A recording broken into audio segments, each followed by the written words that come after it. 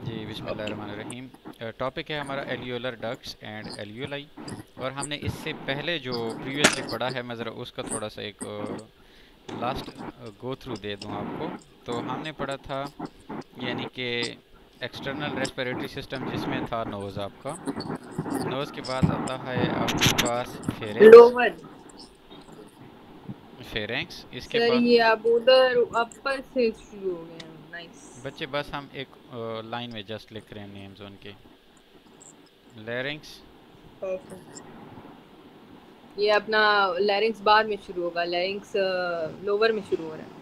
हाँ ना, तो अब ये दो ख़त्म हो गए ना, अब लेरिंग्स। लैरिंग्स, ट्रैकिया, ब्रोंकाई, और उसके बाद अब आखिरी तो नहीं है, सेकंड लास्ट हमारे पास एल्विलर डक्ट्स एंड एल्विलाई। बस आ रहा है गया रिवीजन। ब्रोंकाई से आगे फिर ब्रोंकाई की टाइप्स थी, फिर ब्रोंक्यूल्स। आय हाय सर, ये तो इसकी सब डिवीजन में आ गई। हाँ, अब यहाँ से हम आ गए हैं अब एल्वियोलर डक्ट पे, ठीक है। Alveoli and alveolar ducts, yes. हाँ जी। तो याद रहे इसके कि बाद एक्सटर्नल स्ट्रक्चर ऑफ लंग्स आ जाएगा। हमने जो ब्रोंक्यूल्स पढ़ा था ना, वो था जो ब्रोंक्यूल्स थी वो बेसिकली टर्मिनल ब्रोंक्यूल्स थी, राइट। ब्रोंक्यूल्स थी, यस। टर्मिनल ब्रोंक्यूल्स जो थी ना, ये वो मतलब डक्ट्स थी जो लास्ट में बच जो जाती थी। आखिरी थी। हाँ, आखिरी वाली। अब ये टर्मिनल ब्रोंक्यूल्स जो हैं, ये आपकी डिवाइड होती हैं इनटू एल्वियोलर डक्ट्स के अंदर। अच्छा, ये टर्मिनल ब्रोंक्यूल्स होंगी, एल्वियोलर डिवाइड डक्ट्स के होंगी। अंदर चली जाती हैं, ठीक है। व्हीलर। अब ये एल्वियोलर डक्ट्स जो हैं, ये आखिर में एक एयर चैम्बर्स के अंदर कन्वर्ट हो आवाज जाती हैं। कट गई, आवाज कट गई। बच्चे, मैं कह रहा हूँ कि एयर चैम्बर होते हैं आपने बोला है। हाँ जी, यही बोला है कि एल्वियोलर डक्ट्स जो हैं ये एयर चैम्बर्स के अंदर जाके ओपन अप होती हैं, और ये एयर चैम्बर्स जो होती हैं बिल्कुल माइक्रो लेवल पे चली जाते हैं, और इनको हम क्या बोलते हैं, एल्वियोलाई बोलते हैं। जाकर। अब एल्वियोलाई क्या चीज़ है? Alveoli basically gaseous sir exchange इन की साइट्स होती एल्विलर हैं। एयर चैम्बर को एल्विलर एल्विलर डक्ट्स बोलते हैं। बच्चे, एलवी नहीं, मैं ये कह रहा हूँ कि आपकी जो थी ना टर्मिनल ब्रोंक्यूल्स, वो डिवाइड हुई थी हम्म। एल्वियोलर डक्ट्स के अंदर, यानी मज़ीद यस। स्मॉलर पाइप्स की फॉर्म में गई थी, राइट। फिर वो पाइप्स एंड होते हम्म। हैं इनटू एयर सैक्स या एयर चैम्बर्स के अंदर। उनको हम कहते हैं एल्वियोलाई। Air chamber. और उनको हम एयर, तो मैं भी तो यही कह रही थी ना, इनको air sacs, in air chambers को एल्विलाई कहते हैं। हाँ जी, अब इनके अंदर गैशियस एक्सचेंज का प्रोसेस जो है वो कैरी आउट होता है, राइट। और इसमें क्या होगा कि एयर जो है वो एक्सचेंज करती है ब्लड के साथ, क्या भला, O2/CO2। सही है, CO2 ब्लड गैसेस से इनका प्रोसेस। उधर चली जाती है, और जो है ना रिवर्स बैक, यानी इसका वाइस वर्सा हो जाता है एयर के हवाले से। यानी कि ऑक्सीजन इनसाइड द बॉडी और carbon dioxide out of the body, इसी पैसेज वे से हो रहा होता है। अब एक अंदाजे के मुताबिक तकरीबन जो है ना, ओवरऑल जो एल्वियोलाई हैं वो गलबन 700 मिलियंस, कितने, 700 मिलियन जो है वो आपके सेवन पास। हंड्रेड मिलियन है। हाँ, 700 मिलियन, ये क्या होती हैं, एल्वियोलाई होती हैं। ये एल्विलाई होती है, यस। ठीक है, जो कि आपके लंग्स के अंदर प्रेजेंट होती है। अब याद रहे कि जो एल्वेलाई है ना, वो आपको पहले भी मैंने बताया कि बिल्कुल गालबन एक एयर सैक सा बबल टाइप बन रहा होता है।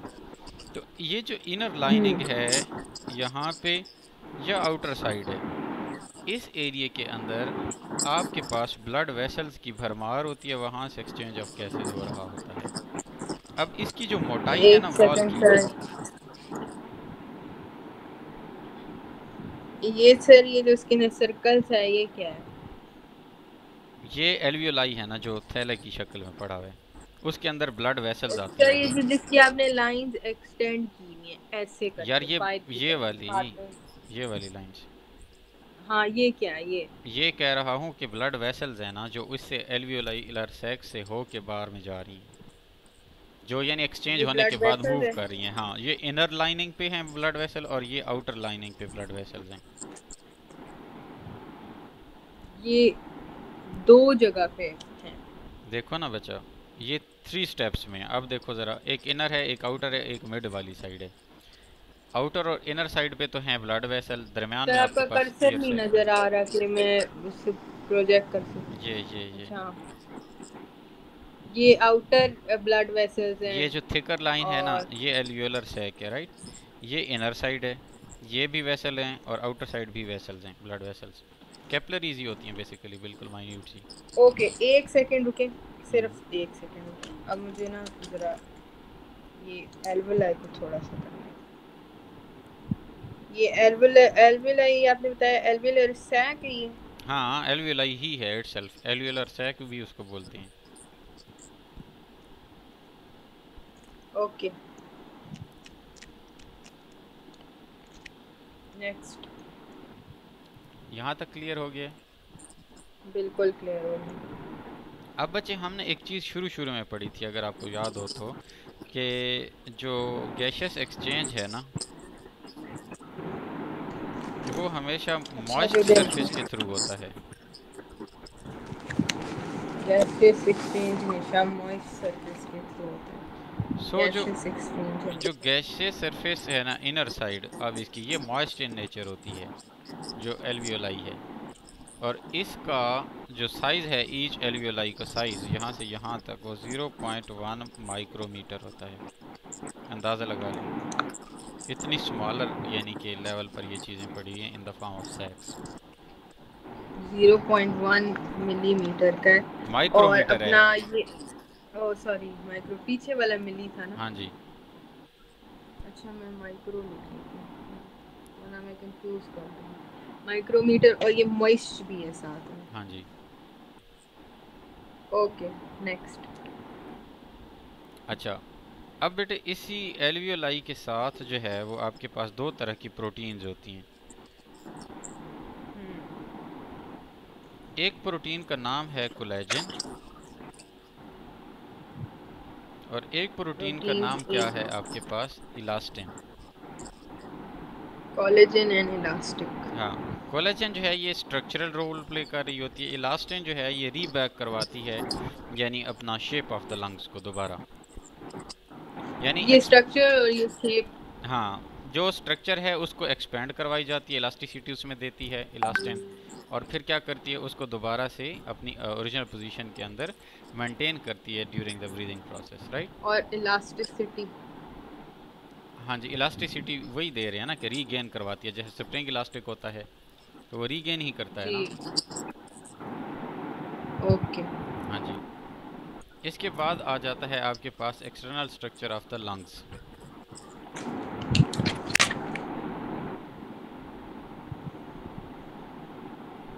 अच्छा, अब हमारे पास एक्सटर्नल स्ट्रक्चर आ गया। ओ वाओ, ये एंड हो गया, शुक्र है। एक्सटर्नल ये भी स्ट्रक्चर, सर इसी का पार्ट है? हाँ जी, इसी का पार्ट है।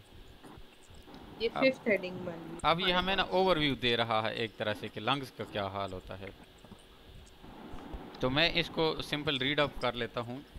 Lungs are the principal organs of the respiration.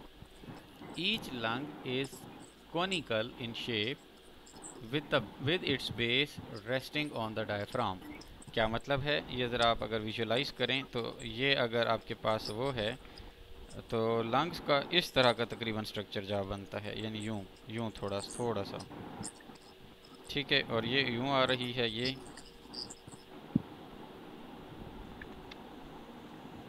इस तरह से जा स्ट्रक्चर बनते हैं। अब ये जो कोनिकल सी कौन सी टाइप शेप बन रहा है, ये डायफ्राम के ऊपर लाई कर रही होती है, ये डायफ्राम है।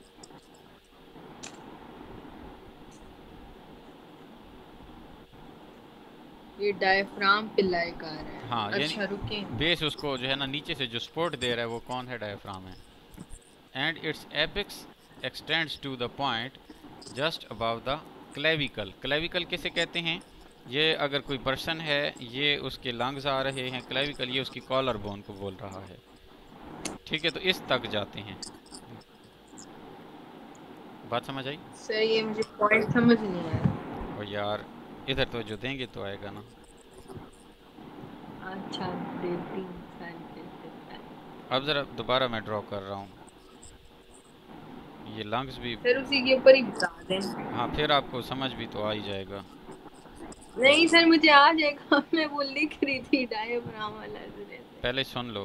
अच्छा, ये क्या बनाया आपने? ये इंसान मौसूफ जो, ये एक लंग है,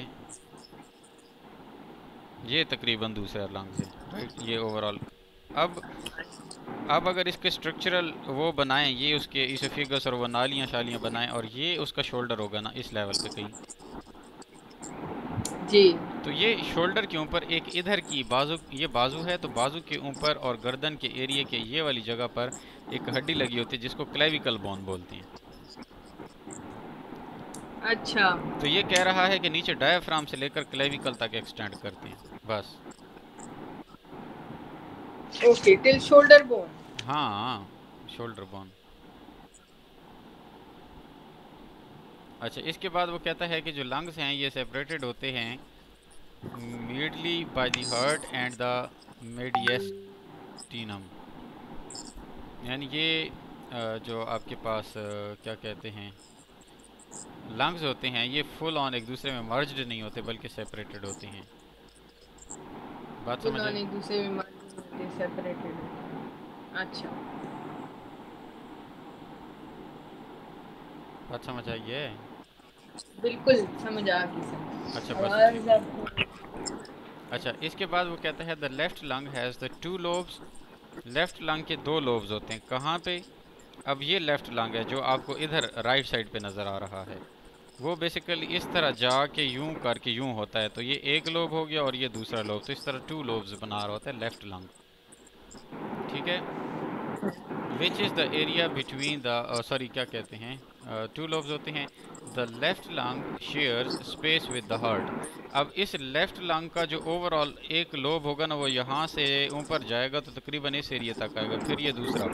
इसलिए लेफ्ट वाली जगह पर यहाँ दिल कहीं भी होता है नीचे, यानी फेफड़े के साथ,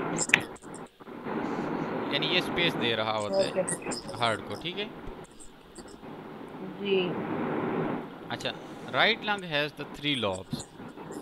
ठीक है, अब राइट वाला जो लंग है उसके कितने लोब्स होते हैं? ये एक, दो और तीन।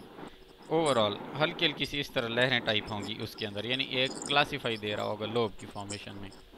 The helium is a triangular shape depression of the both lungs. क्या मतलब है कि बच्चे जो मैंने ये लाइन ड्रॉ की है ना, ये हल्का सा डिप्रेशन होता है या गड़ा सा बनता है जिसकी वजह से लंग्स की लाइनिंग बनती है, तो उसको हीलियम कह रहे हैं।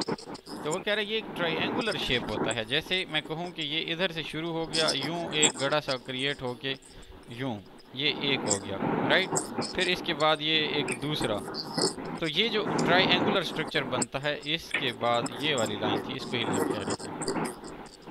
अच्छा, लंग्स अच्छा इस, सर, एक और चीज ये कि सर जो लेफ्ट वाले हार्ट में भी होगा ना हीलियम? हाँ दोनों में, डिप्रेशन को बोल रहा है वो, तो दोनों में होगा ना। यस।